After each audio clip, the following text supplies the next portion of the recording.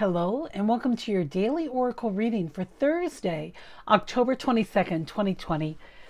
I'm Linda the Lightworker. I make these daily videos so we can all stay on our purpose-driven path, living one day at a time, doing our best to say nice things to ourselves, treat ourselves well, and then help others. Take care of ourselves first before we help others. That's the big lesson. So if this is your first time here, thanks for stopping by. Take what you need and leave the rest. All the info about me is in that dibbly-doo box. LindaTheLightWorker.com is my website. Or if you want to find out more about me, check the descriptions box. All right, let's jump into today's cards. This week I'm working with the Muse Tarot by Chris Ann. It's released by Hay House. It's really a beautiful deck. The more I use it, the more it just grows on me. I'm really enjoying it. I hope you are too. Okay, our first card is the Eight of Voices. Now, what this card is all about, look at this. Here she is, all bound up, and her vision is blocked. She feels like she's being oppressed. Her hands are bound. She's just in this, she can't see her way out of it. This is about feeling stuck. This is about feeling like you're in one spot. You can't move. Your hands are tied. And listen, it's really a current reality for many of us, especially in the U.S. here, as our COVID numbers go up and as people are feeling like they do, if they want to stop the spread, they must stay more insular and feeling bound by that. I know more states are putting on more restrictions, so this could be real or imagined. But for many of us, it has been a time of an imaginary bondage, and that's what I want you to focus on here. Here's what she is forgetting, is that she still has free will. She gets to choose how bonded up she is. She is not a prisoner. And so this is about perhaps you're imagining yourself feeling more stuck than you really are. That's something to think about. So just notice, like, are you really being blinded? Are you in denial about anything? Or do you still have free will? You can still make choices as things are changing again in the world. All right, our second card is the Eight of Emotions. I gotta adjust the lighting a little, just so we can see it all. You know, the artwork is so beautiful, but getting the lighting to match it is tricky. That's my downside. If you're starting your own YouTube channel, just know that about these cards. They don't really photograph very well. But here we have, all right, look at her. She's sitting by the sea. This is the Six of Emotions. I might have said eight. So here she is. She's holding an image of herself, of her younger self. Do you see that? She's thinking, she's reminiscent, she's being nostalgic, she's thinking about her past.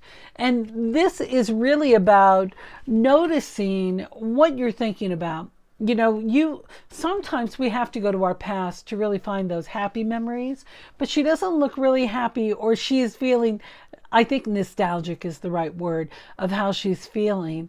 Kind of longing for the old days. Now, I don't know if she's a child or a young adult. It looks like she's sitting on a suitcase and she's holding a light, like she's just traveling around. Listen, I can identify with that. I traveled around for a year and a half not too long ago, just visiting friends and seeing the world, which was so wonderful. And so just ask yourself, with how you're viewing these old memories, remember that when you are looking back at yourself, let's not do it with a judgmental hand. Let's do it with looking at all the progress and all the things you have learned since the past, however long that is. Now, this could be like just wishing. It's okay to be nostalgic about how things were in the before times, right? Because here we are again, and we're feeling like, oh my gosh, is it as bad as before? Or will the world ever turn out, do what we did before? It seems impossible. But Spirit's really saying, just hang on to that. Really nurture your inner self, your inner child. If you have childhood memories that are coming up, or emotions tied around them. Just pay attention to where you are emotionally, because sometimes, you know, we romanticize how things used to be, right? Isn't that something that, like in a breakup? Oh, that's the best way, right? In a breakup, oh, back in the days of drunk dialing and thinking of how you were with an ex, and then you call them and you find out, you're like, oh God, yeah, didn't I left that person for the right reason? Like, just pay attention to your nostalgia. We can romanticize a lot, and having a clarity. Oh, let's go to the next card. Okay, our final tarot card today is the Queen of Voices. So here she is, and look at this magnificent raven woman. She's got that Miss Fisher hairdo, and I love all these black birds around her. She's got ravens surrounding her. So here what she brings is this wisdom, and she's the one saying, yeah, you can look to the past, but look through it with your adult eyes, with all the wisdom that you have learned since then. Perhaps you had the courage to leave a horrible relationship, and how the wisdom that you had came through and you were able to navigate it. When I see the raven is all about black magic and mysterious forces at work. There's so much unseen. So if you are getting nostalgic, or if you are romanticizing your past, or remembering how you were in bondage, you know, think of yourself as who you are today. Who are you today? Take inventory of how far you've come from this emotion that's being triggered today, or this perceived bondage. Like, ask yourself with your adult wise woman eyes, with these mysterious eyes, ask yourself, let go of that clouded judgment too. Oftentimes when we get into this sort of like bound up, or the card just fell out of my hand. When we get bound up with that energy of the past, either we romanticize, or we think of only the bad stuff or how we were. So the invitation with this Queen of whatever she is with the great hair, she's asking you to see yourself as you are now, present, strong, assertive, able to have compassion for yourself and your little self, even your little self as little as 10 minutes ago when you were thinking about this wistfully, having compassion for the compassion you have, or why you think those things. That's the invitation. All right, our final tarot, this is our oracle card, comes from the Energy Oracle deck, which is by Sandra Ann Taylor. I love this deck, so beautiful. Here we have Gabriel. Gabriel, the Archangel. This is number 39. The fifth chakra, Archangel, Gabriel. And he is all about that throat chakra. Look at how that light is lighting up right in his throat. This is about positive angelic communication. Gabriel brings news, is the carrier of news. This is about you finding your voice with who you are now, and being able to recognize and have compassion. You know, we all grow at different rates, even ourselves. Having compassion for those who haven't caught up to where we are.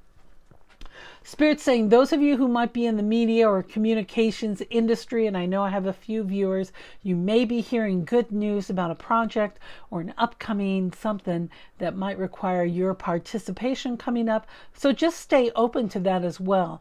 And those of you who are new to working with the archangels, as I am, if you're wanting and needing more angelic help, we must call the angels in. So call in that Archangel of Gabriel and allow him to deliver you a message clearly, so that you're able to speak your truth, so that you release this bondage. Abraham says, remember Abraham Hicks? Love Abraham. Abraham says, we are so free that sometimes we choose bondage. Now, I'm not talking naughty bondage. I'm talking about bondage of in our everyday life. So pay attention to those limits you put on yourself, or those situations where you feel powerless or a victim. Because when we feel that we are powerless, we turn into the victim. And Gabriel here is here to tell you to speak your truth. You are free. Unbind yourself. Pull the mask off your eyes or whatever you've been ignoring, and allow the truth. The truth will set you free. That's what I'm hearing. Just speak the truth. All right, my dear, that's our reading for today. Sounds like a big day. A lot of good stuff going on. Great time to do some writing, some personal journaling. Ask yourself, what wistful memory, what's my go-to memory, and why do I go there? And just write it out. And write out a time when you felt bonded, unable to move. Explore that.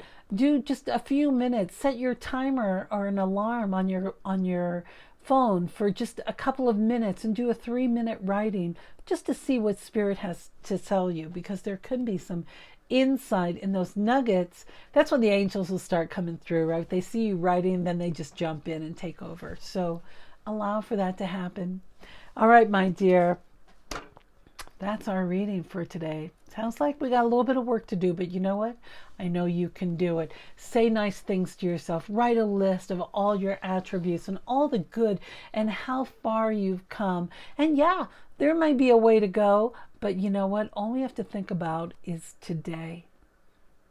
All right. I love you, and I look forward to seeing you next time.